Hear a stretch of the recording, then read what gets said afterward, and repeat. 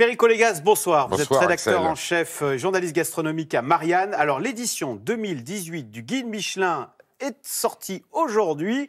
Alors, il y a tout un ramdam, hein, c'est à la scène musicale, il y a 200 chefs, il y a même le Premier ministre, Édouard Philippe, hein, qui est là pour célébrer ce millésime 2018. Perico Légas, le Guide Michelin, ça reste la référence absolue. Je dis ça parce qu'il y a beaucoup de guides aujourd'hui de papier, beaucoup de guides sur Internet, hein, TripAdvisor, etc.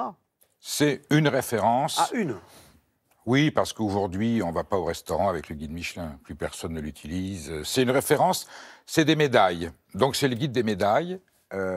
Dans la diffusion, c'est effondré. Ils sont à 50 000 exemplaires, 50-60 000 exemplaires. D'où le besoin de faire des grosses opérations de communication. Ben oui, j'entendais un chef étoilé dire c'est un peu nos Césars à nous. Et c'est vrai que là, il y a le Premier ministre qui se déplace. Vous voyez, c'est quand même ça a la gueule, j'allais dire. Oui, enfin, c'est jamais qu'une note pour un restaurant. Vous savez, quand ils l'ont, ils sont contents de l'avoir. Et quand on la leur retire, il n'y a pas d'Oscar, il n'y a pas de showbiz. C'est ça qui est dur. Vous voyez, le Michelin donnerait les raisons de l'octroi de l'étoile. L'explication, on saurait pourquoi. Et puis un jour, il dirait, voilà, il y a un problème, on vous la retire. Mais comme on n'est pas prévenu des raisons pour lesquelles on l'a, et qu'on n'est pas prévenu des raisons pour lesquelles on la perd, c'est un petit peu dur de faire la fête. Il n'y a pas de critères objectifs, On ne les connaît pas. Ils n'ont jamais communiqué leurs critères. Voilà, ils vous donnent l'étoile d'un droit régalien, et ils vous la retirent sans vous dire pourquoi. Alors, qu'est-ce qui fait quand même qu'un restaurant... Aujourd'hui, il y a des nouveaux 3 étoiles hein, dans ce Oui. guide 2018. Je crois qu'il y a Marc Vera, c'est ça? Marc Vera, voilà. Et Christophe, alors attendez, j'ai les noms, au Castellet, voilà. Christophe Bouquier au Castellet. Qu'est-ce qui fait qu'a priori, vous qui êtes un spécialiste de ça, ces 2 restaurants ont leurs 3 étoiles? L'investissement que les chefs ont mis dans la prestation, c'est du grand prestige, c'est du grand service, et évidemment, ce sont des additions en conséquence. C'est des restaurants de luxe. C'est peut-être d'ailleurs la limite de l'étoile Michelin, elle est toujours liée à un niveau d'investissement financier et de niveau de prestation, d'excellence. Et peut-être que le Michelin, s'il voulait être plus dans le coup dans son époque, donnerait des étoiles, 2 et 3 étoiles, peut-être par exemple au meilleur bistrot de Paris. Ce serait qu'un bistrot, mais il considérait que c'est le meilleur. Vous reprochez aux 3 étoiles d'être systématiquement hors de prix. C'est vrai qu'on ne peut pas se payer... C'est factuel. Il y en a une trentaine en France. Hein, voilà, et dans Paris, ils sont dans le 8e et le 16e. Voilà, ils sont dans les endroits, les quartiers riches, et sur des restaurants de luxe ou des restaurants de palace dont les propriétaires sont des gens qui n'ont pas de limite de moyens pour investir. Donc vous êtes déjà arrivé d'aller dans les petits troquets en vous disant ça, c'est abordable et ça mériterait bien quelques étoiles. Alors souvent, vous trouvez un peu snobinard, ils sont dans le Michelin. Ils n'ont pas réussi à faire une dissociation entre l'impact financier du restaurant et la qualité de la cuisine. Et un directeur des Michelin qui s'appelait Bernard Negelen avait dit il y a une quinzaine d'années, mon rêve, ça serait de donner 3 étoiles à un routier sous prétexte qu'il serait le meilleur routier de France. Eh bien, on attend toujours. Et oui, mais il serait débordé parce que quand vous avez 3 étoiles, ça vous amène combien de monde? Beaucoup de monde, non? Ça vous garantit? Alors, il y a, pendant l'année où la 3e étoile est tombée, il y a une telle médiatisation internationale que le monde international. Le guide Michelin, quand il y a un restaurant à 3 étoiles en France, vous avez les États-Unis qui sont informés, vous avez le Japon, vous avez l'Allemagne, les Anglais, il y a une dimension. La notoriété du restaurant devient internationale. Et ça veut dire que les Américains, les Japonais, etc., ils connaissent le guide Michelin quand ils vont en France? Ils savent qu'un restaurant 3 étoiles au guide Michelin... Non, les touristes américains et japonais qui viennent tous les ans en France sont attentifs aux consécrations gastronomiques françaises, Michelin ou autres. Voilà, ce sont les touristes qui viennent en France. Ils ne sont pas aux États-Unis, ils apprennent qu'il y a 3 étoiles, ils viennent. Ce sont les gens qui viennent régulièrement et qui aiment la France, et ils sont attentifs aux évolutions de la cuisine française. Un mot sur les coulisses de ce guide Michelin. Comment ça se passe? Ce sont des enquêteurs anonymes comme dans L'aile ou la cuisse qui... À part le numéro de Showbiz d'aujourd'hui, tout a toujours été très tenu secret et il n'y a pas d'information. On sait qu'il y a des inspecteurs, des anciens inspecteurs qui sont partis, on dit on est entre 10 et 11. Ça fait peu d'inspecteurs pour vérifier plusieurs milliers d'adresses. Parce qu'il y a combien d'adresses dans le guide Michelin? Il y en a 600, je crois. 8000. 8000. Entre les restaurants et les hôtels. Ah ouais. Eh oui, ça veut dire que les établissements ne sont pas vérifiés tous les ans, mais tous les 3 ans. Et seuls les restaurants étoilés sont vérifiés tous les ans, et les 2 étoiles peut-être 2 ou 3 fois par an, les 3 étoiles. Mais les restaurants, les petites auberges des restaurants, ne sont vérifiés que par questionnaire tous les 3 ans. Donc, en fait, ils ont peut-être aussi un petit peu de mal à pouvoir tout suivre, et c'est pour ça qu'il y a un site internet qui leur permet de suivre l'actualité d'un petit peu plus près. Parce qu'ils se sont adaptés à la numérisation du monde, ils ont été obligés. Il y a tellement de sites gastronomiques aujourd'hui, mais ils ont toujours le guide papier, l'édition papier qui est emblématique et qui est là et qui sert d'opération de lancement de l'homme. Vous qui les connaissez bien, ces chefs étoilés, quand ils reçoivent d'abord, laquelle étoile pour eux est la plus importante? C'est la première?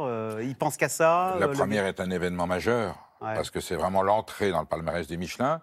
La deuxième étoile est la confirmation qu'on était sur la bonne voie, et puis la consécration suprême, le sacre. C'est la troisième étoile, avec ce paradoxe qu'une fois qu'on les a, les étoiles, comme on ne sait pas pourquoi et comment on les perd, tous les ans au mois de décembre, on est dans une tension, une panique. Dès le mois de janvier, est-ce que je vais la garder, est-ce que je ne vais pas la garder? On ne sait rien. Est-ce que j'ai suffisamment investi? Est-ce que j'ai suffisamment rénové? Et donc c'est une psychose totale. C'est pour ça qu'aujourd'hui des chefs disent « moi j'en ai marre, j'arrête ».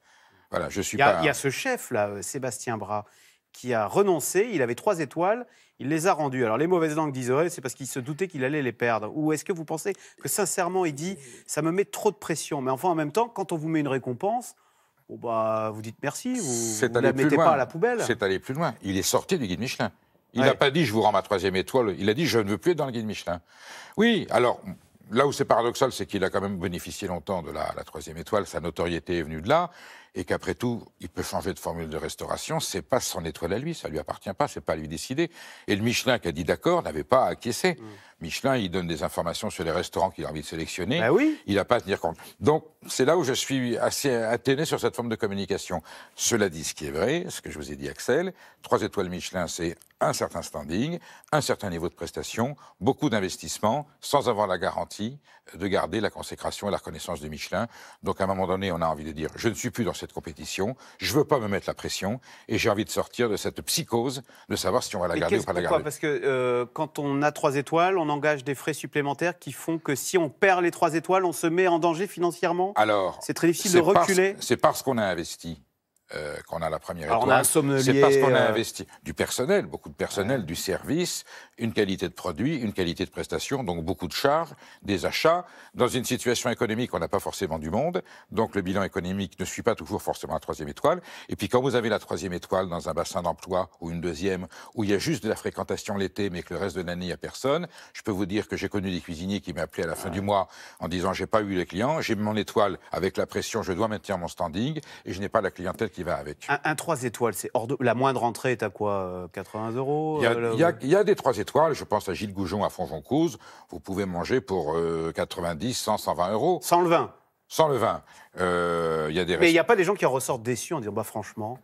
Ils se prennent à 3, là, ils ont une addition de 300, 400 €. Vous avez toujours des gens déçus dans tous les restaurants de luxe, mais en général, quand il y a une 3e étoile, une 2e, c'est qu'il y a une autre prestation. Il faut quand même compter 300, 400, quelquefois 500 € par personne. C'est des grosses sommes. Hein. Perico Légas, vous disiez à l'instant la gastronomie française. C'est vrai que le guide Michelin, réputation internationale, hein, c'est un événement mondial. Il est là depuis 117 ans. Voilà, bon. Il était le premier. Est-ce que vous diriez, je vois Paul Bocuse qui est mort le 20 janvier, est-ce qu'avec le guide Michelin et Paul Bocuse, au fond, ce sont les 2 fers de lance de la gastronomie française? Est-ce que c'est Paul Bocuse qui est à l'origine de la renommée mondiale de la gastronomie française, pour dire les choses autrement? J'allais vous dire, dans le paradoxe, Michelin a rendu Paul Bocuse célèbre et Paul Bocuse a rendu le Michelin célèbre puisqu'il a fait de ses 3 étoiles, pendant 50 ans, une consécration.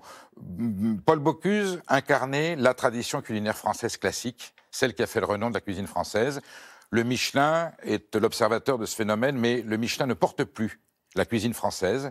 Il est un des instants de la cuisine française, alors que Paul Bocuse, jusqu'à il y a quelques jours, portait l'image de la cuisine française dans le monde, et sa maison à Collonges continuera à être l'emblème de la grande cuisine française, bien au-delà de ce que le Michelin peut décider. Merci beaucoup, Perico Légas, d'être venu nous commenter ce millésime 2018 du guide Michelin, donc rédacteur en chef à Marianne. Merci. Axel. Vous restez avec nous tout de suite. Caroline Roux, c'est dans l'air. Procès sous très haute surveillance aujourd'hui à Bruxelles de Salah Abdeslam, seul survivant des commandos djihadistes des attentats du 13 novembre. Abdeslam qui a déjà déclaré ne pas avoir peur. C'est dans l'air intitulé ce soir. Abdeslam, je n'ai pas peur de vous.